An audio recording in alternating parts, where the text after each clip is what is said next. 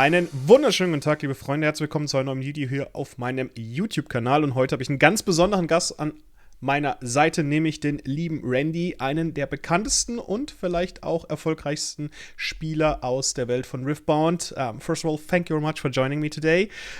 Because you already told me you are right now sitting in China, doing a lot of Riftbound stuff. So thanks for joining me.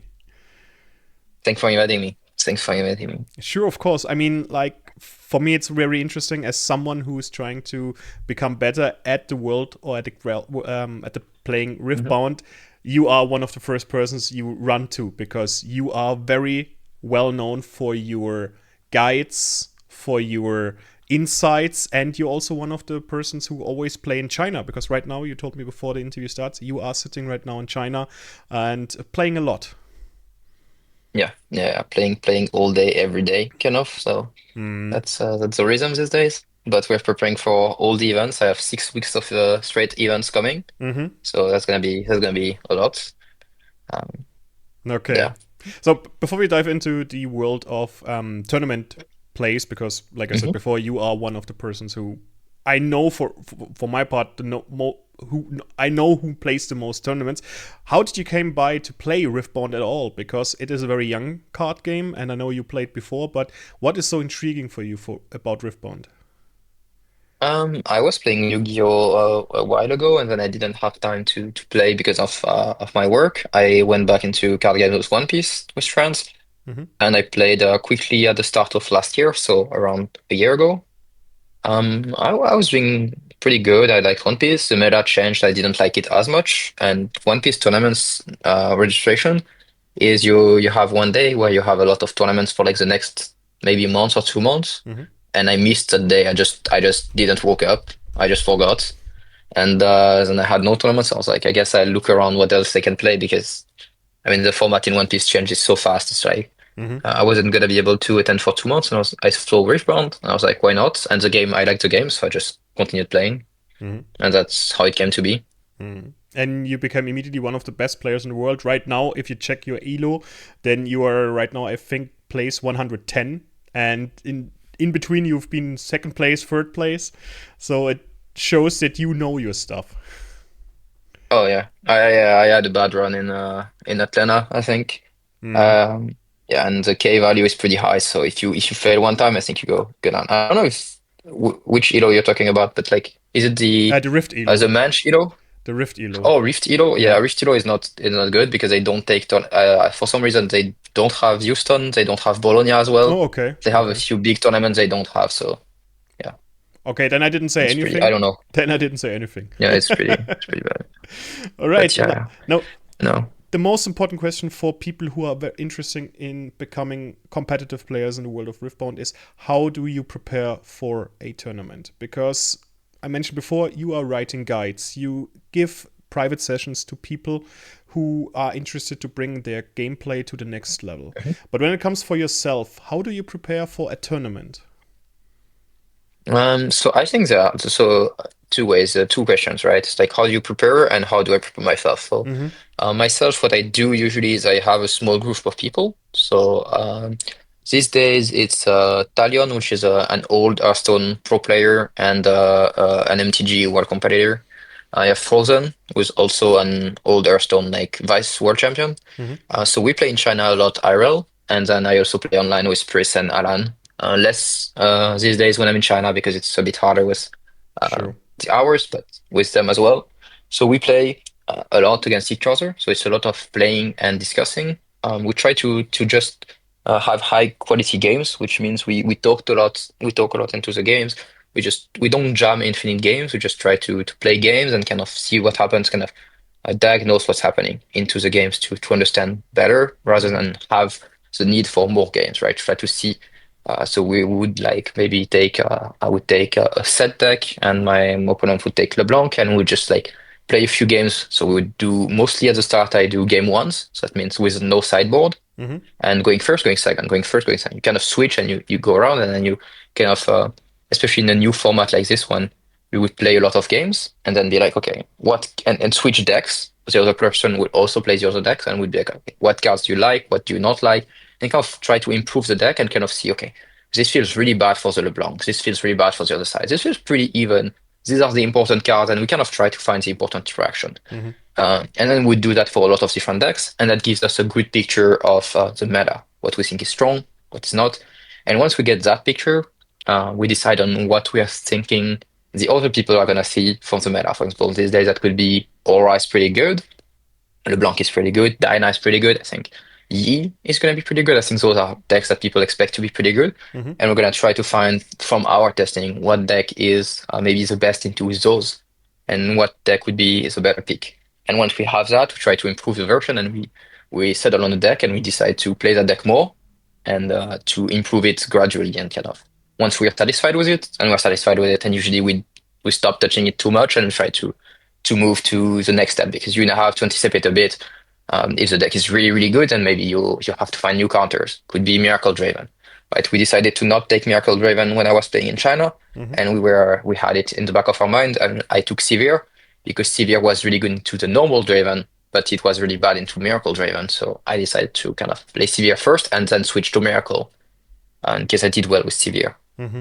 That's kind of the idea. That's gonna be so me. Some people play differently. I know Alan likes to jam a ton of games. Probably he has a very very high volume of play. Mm-hmm. That's how he prepares. Like he tests a lot. He changes things and he tests different cards just through play rather than discussion or like theory. He's like more of a hands-on player. Um, and Brice is in between the two, I think, Mm-hmm. compared to me, who is probably more on the theory side for a lot of things. So I think that's where how we prepare. How I would tell people with less time to prepare, I would say try to look at what seems like a deck that appeals to you. Mm-hmm. Try it a bit, and if it does appeal to you, kind of lock a deck early so that you can have good mastery on of your own deck. Understand well what your deck is trying to do, and that allows you to focus on the rest of the game, on your fundamentals, playing better, and learning the game plans and what you should be doing into other decks. I Mm-hmm. think that's what I try to provide when I make a guide as well.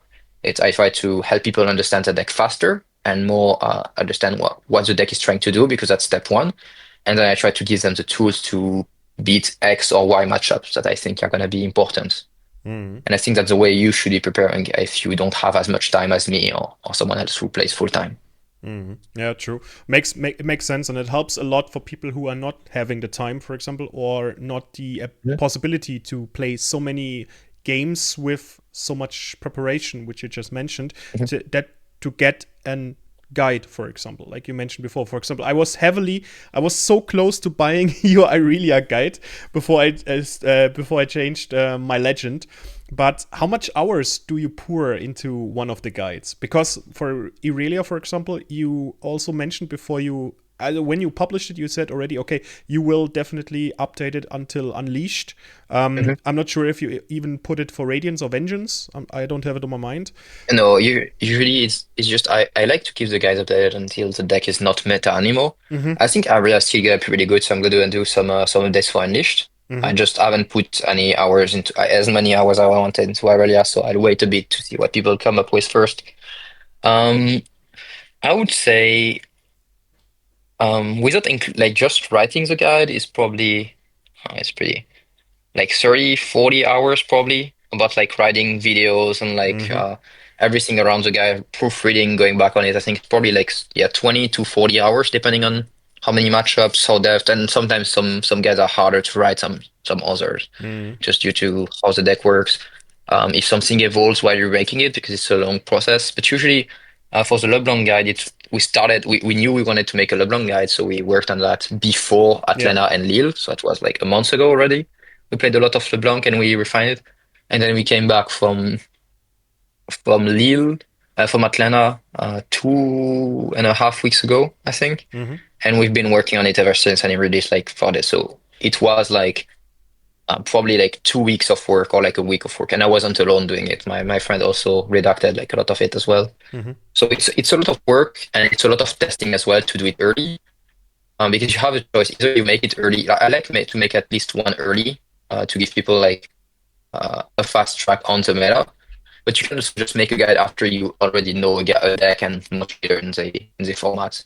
And that's way easier because everything is already known and you don't have to test as much. Mm-hmm. So you have already the knowledge, you just need to put it in paper. So yeah. Was it for you, Um, obviously, before you started working on LeBlanc, that LeBlanc will be one of the most dominant legends with the format?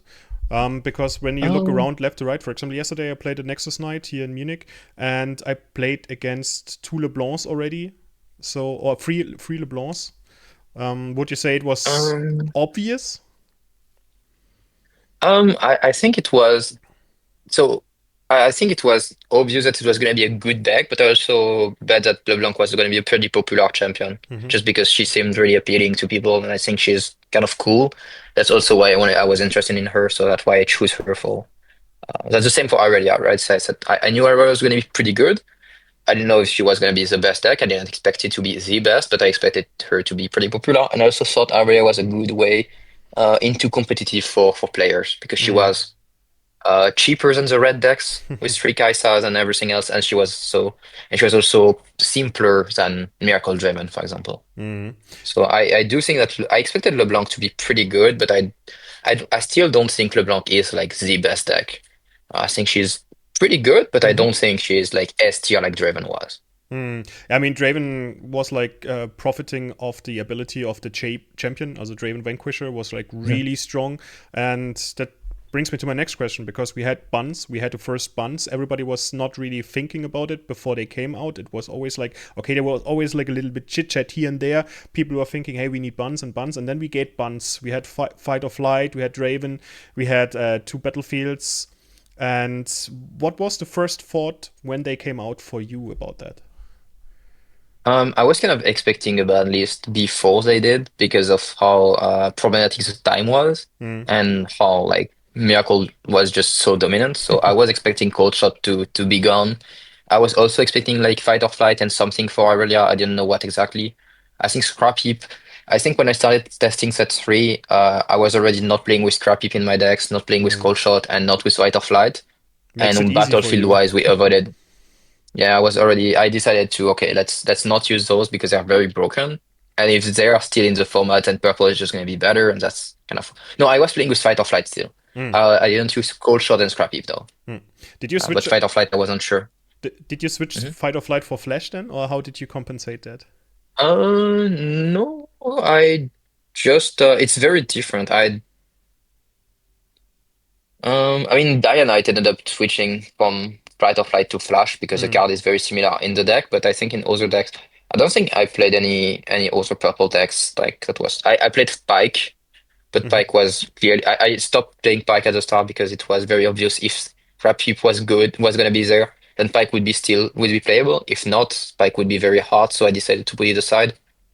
Um, and otherwise, no, I didn't switch Fight or Flight Mm. for Splash. It's kind of a different card, That's not lot of straight up. people. A lot of people I talk to, they switch from Fight or Flight to Flash because they want still the ability to put their units when they are in danger back to the Mhm. base. So I always ask this question Oh, because most of people just make a 1-1 switch yeah. In Irelia, you mean? Or in general in as general. well? In In general, Irelia, in general. I mean, yeah, no, I like to change my approach when like the format change rather than just switch a card. Unless I have something the next day, then switching Mm. the card is fine. No, my reaction was I think it was pretty good. I think Dreaming Tree was really good, a Mm. good ban. Obelisk was a good ban, but it's also the problem. Rivers was obviously necessary, like to be it was necessary to ban Rivers. Mm. I'm surprised he didn't ban Aura. But that's about it. I think the rest was simple, right? Red Draven ban is pretty good because I don't know how you hit Draven otherwise. Fight or Flight was also very broken. Cold Shot, Scrap Heap, all those cards were Mm. pretty good. Mm. I think everything was great. I'm just surprised about Aura not being hit. That's it. Everything else was fine. I mean, they didn't want to hit. I think they didn't hit her because they know or they knew what comes out or came out with Unleashed now with Mhm. all the Elder Drakes and the Barons. So I think we will see a lot of Aurora in the upcoming tournaments. Which brings me to my next question: what is, from your point of perspective, the most overrated and the most underrated deck in the current meta? Um, I think when is this interview gonna release? Uh, uh, When is it gonna release? tomorrow, Like, tomorrow. okay, so I can't. I have to send back a bit. I guess the most overrated decks, I think. Oh, it's pretty hard to say.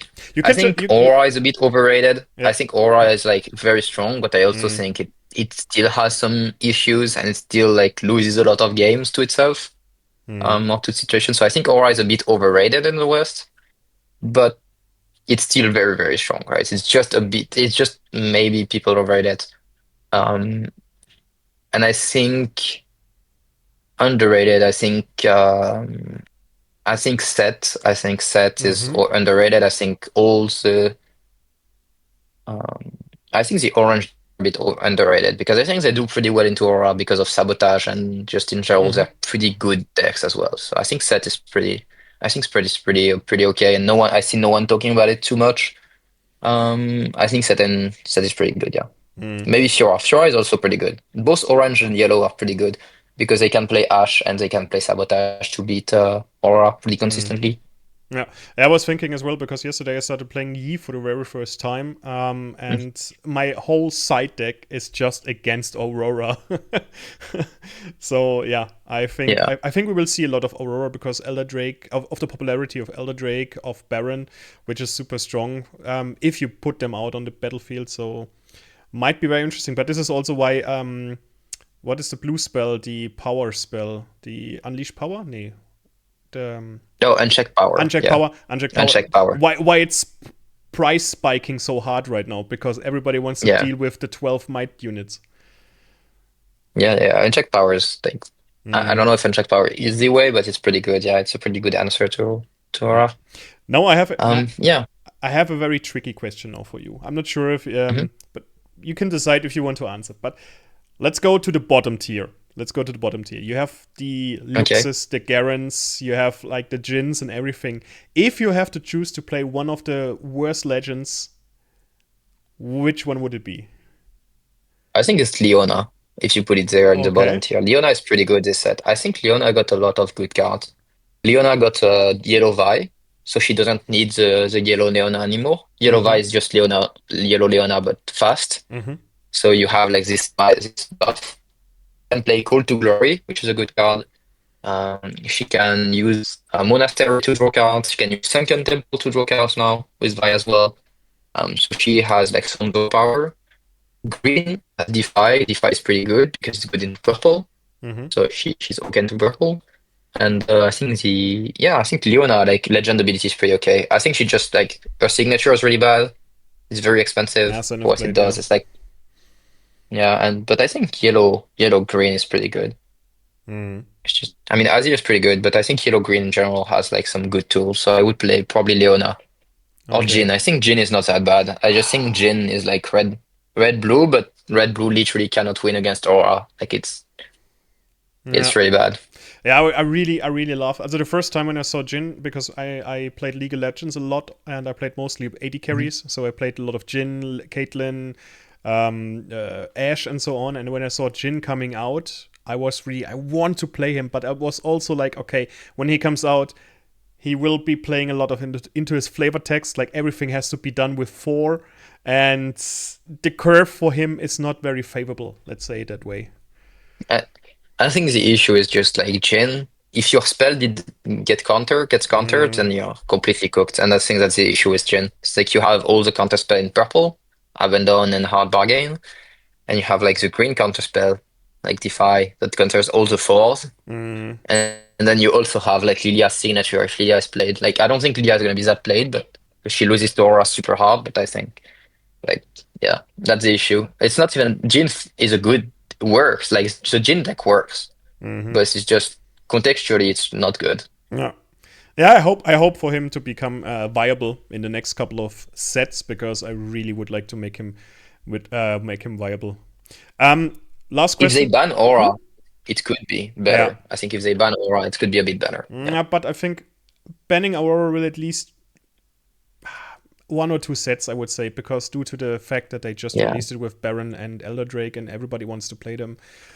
But I repeat myself in this way. So, but one of my last questions: did you okay before that? Did you play League of Hmm. Legends?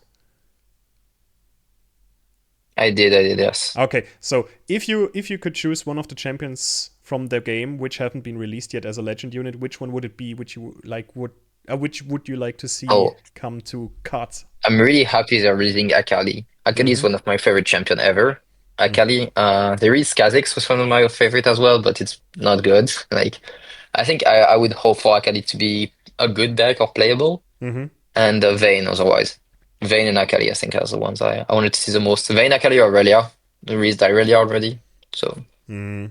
Yeah, okay, I'm still waiting for Caitlyn because I really want to play Caitlyn, but her champion unit is not good right yeah. now. Since she's gonna get new ones. I mean, the Yeah. later on, the more likely she is to be at least okay, I guess. But yeah. Mm. Yeah, the one thing I cannot understand is like that Yi got another legend unit while Garen still has its wood class legend unit. So let's see. Hey, Garen, now that Garen has Elder, you can still lose to Garen now. If they have Aura, it's gonna be tough. Yeah, but his legend ability is like so. Doesn't exist. Yeah, Yeah. All right. Thank you very much for taking the time talking to me. It's been a pleasure. of course. And what will be the next tournament you've participating?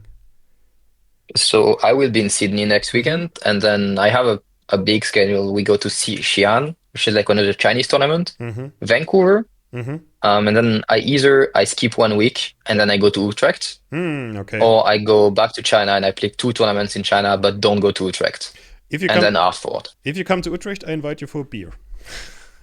Oh, okay. Appreciate it. Appreciate it. I'll take you up on that. All Yeah. right. Well, then, But yeah. I will see. We'll see. regardless where you go, I wish you all the luck in the world, and looking forward to see you performing in the future, and I'm looking forward to talk to you in the future again because Riftbound is an ever-evolving card game, and there will be Mhm. always new cards, new strategies, which you will be one of the forerunners for us to develop and discover, I would say. Okay. Thank you. I appreciate that. That's very nice. Thank you. Thank Have a you. nice day. Thank you very much. Have a nice day as well, and see you soon.